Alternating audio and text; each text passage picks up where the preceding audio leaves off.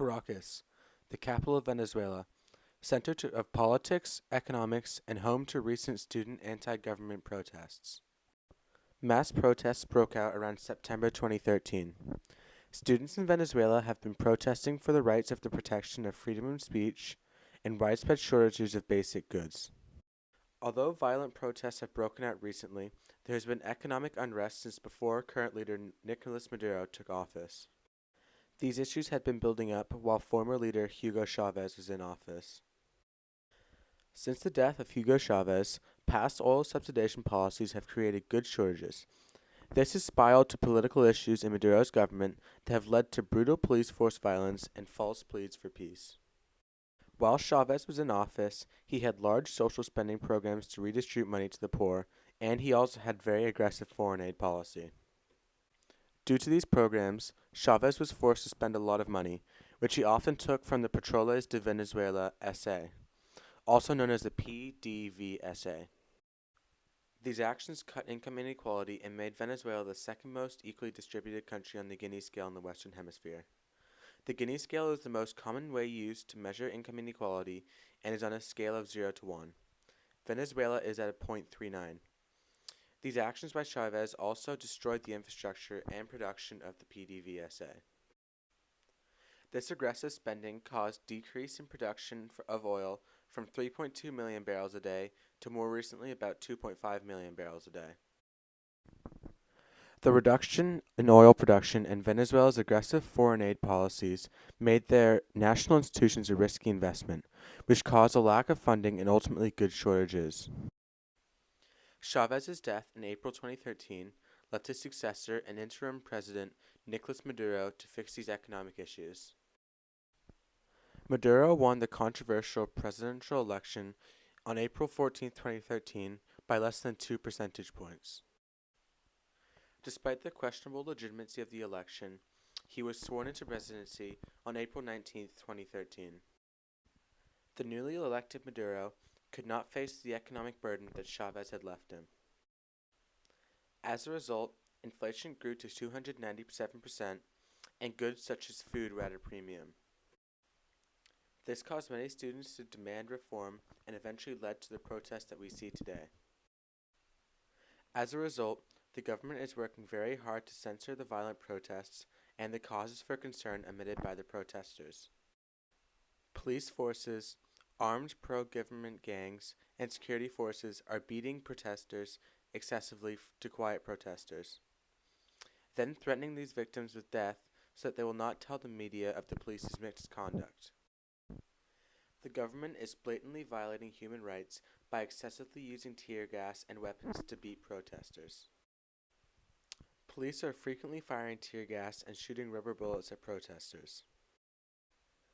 This brutality has extended past protesters, as the police have beaten and shot rubber bullets at harmless citizens as well.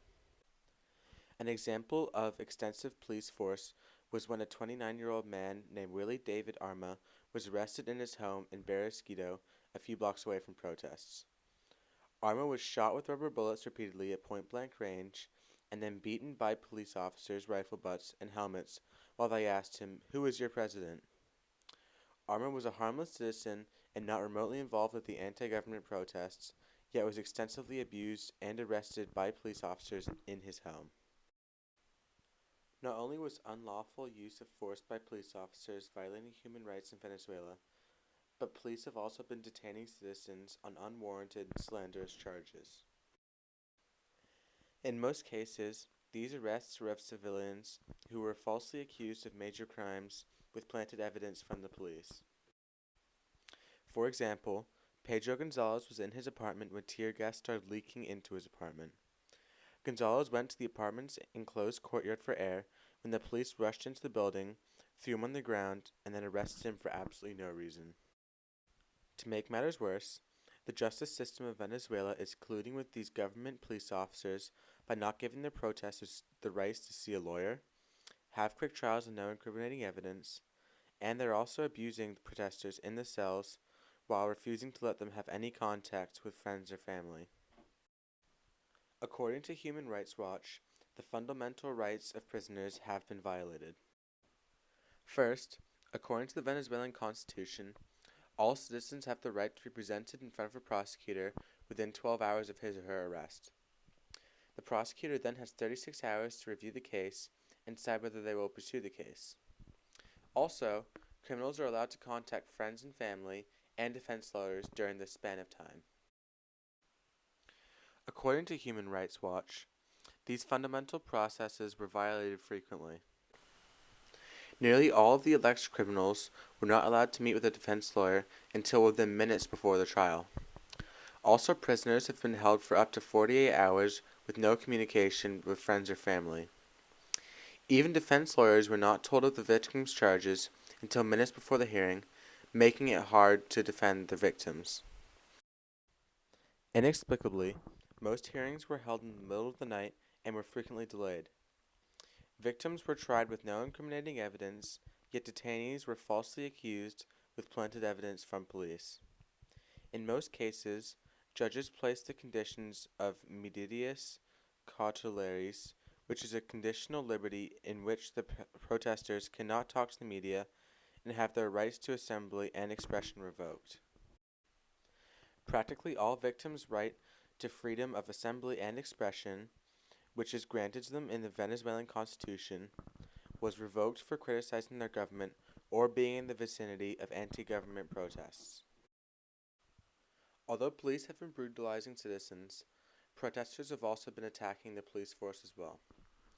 Even though protesters have been attacking police officials, their attacks have been happening less frequently and are oftentimes less brutal. Although protesters are attacking the police in some instances, these attacks do not justify the police force's abuse of citizens and protesters. At least 30 people have died in these violent protests. Leading these protests is Leopoldo Lopez. Historically, some of Lopez's family have been exiled for opposing the government, and his grandfather spent 14 years in jail for opposing former dictator Juan Vicente Gomez. Lopez was educated in the United States and earned his master's degree at Harvard University. After earning his degree, Lopez returned to Venezuela and became the mayor of Chacao, which is a wealthy district in Caracas. With his sights on presidency, Lopez was accused of mishandling funds, barring him from election in 2008. He soon became the leader of the recent anti-government protests in Caracas. In return, Maduro called him and his protesters fascists and accused Lopez of murder and terrorism. Although the original charges were dropped, he was later accused of arson and conspiracy. If convicted, Lopez would face up to a maximum of 10 years in prison. On February 18th, Lopez turned himself into the police in the center of Caracas. Since Lopez turned himself in, protests have increased in violence. Here's a short clip of Lopez being arrested and the crowds around him.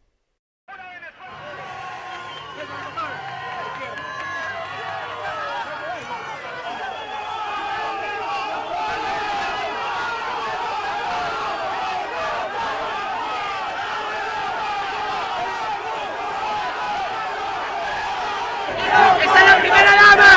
¡Esa es la primera dama! A permitir avanzar sin violencia.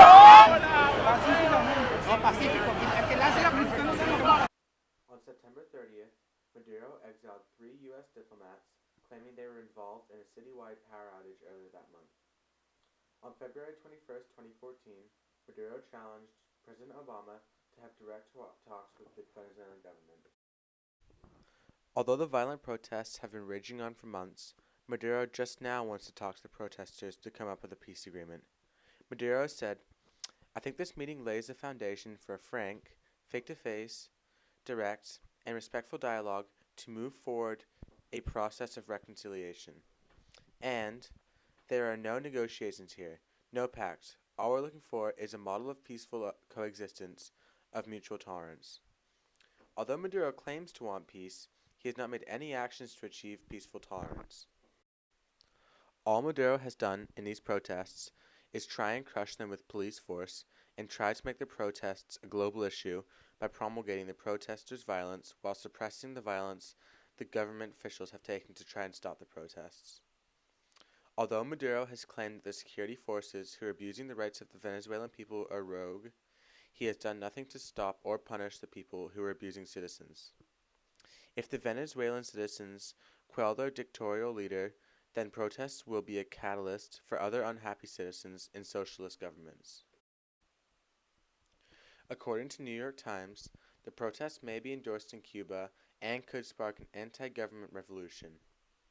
Because of the censorship and relenting force of the Cuban government is much stronger than the Venezuelan government, these protests are unlikely though.